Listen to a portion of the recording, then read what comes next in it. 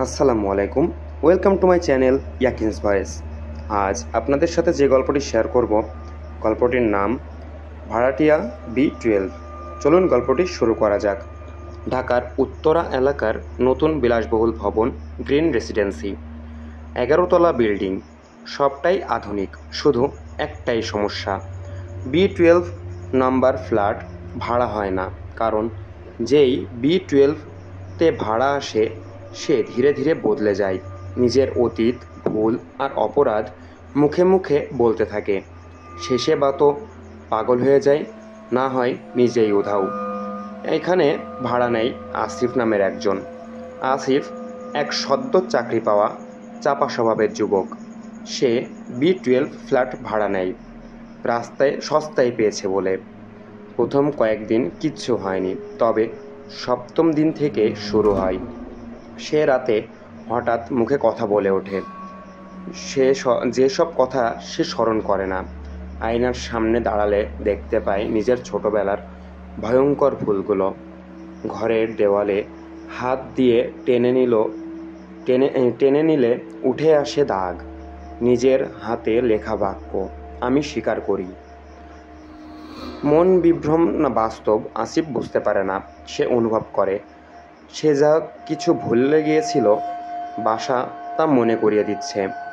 প্রতিদিন ফ্ল্যাটের দেওয়ালে উকি দেয় নতুন লেখা, তোকে তোকে ফিরে পেতে চাই, তুই সত্য লুকাস না, তুই একা না এখানে। পুরানো ইতিহাস ঘাটে আসিফ ভবনের কেয়ারটেকারের কাছ থেকে শোনে B12-তে আগে একজন স্কুল শিক্ষক থাকতেন, যিনি ছিলেন এক ছাত্র নির্যাতনের ঘটনায় অভিযুক্ত। তারপর আসে এক চিকিৎসক, যার বিরুদ্ধে রোগী মৃত্যুর গোপন অভিযোগ ছিল। সবার ক্ষেত্রে একই ঘটনা, ঘর যেন তাদের ভুল উগরে দেয়। B12-তে আসলে একটি কনফেশন ফ্ল্যাট, যেখানে ঘরেই থাকা প্রতিটি বস্তু, দেয়াল, আয়না, এমনকি বাতাসও মানুষকে বাধ্য করে তার গোপন পাপ স্বীকার করতে। তুমি চুপ থাকলে ঘর জোর করে তা বলে। শেষ রাতে আসিফ নিজের রেকর্ড করা ভয়েস শোনে, যেখানে সে বলছে, আমি রাস্তা থেকে ছেলেটাকে হিট করে পালিয়েছিলাম, কেউ জানে না, আমি জানি। সে রেকর্ড করে নাই। সে জোরে চিৎকার করে, চুপ। আর তখনই ঘর নিঃশব্দ হয়ে যায়।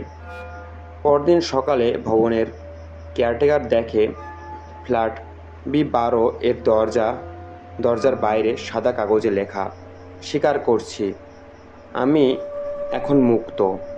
ঘর খালি, কিন্তু আয়নার মধ্যে লেখা ভেসে আছে, পরবর্তী ভাড়াটিয়া কে। ধন্যবাদ। গল্পটি কেমন লাগলো অবশ্যই কমেন্ট করে জানাবেন এবং আপনার প্রিয় মানুষদের কাছে গল্পটি শেয়ার করে দিবেন।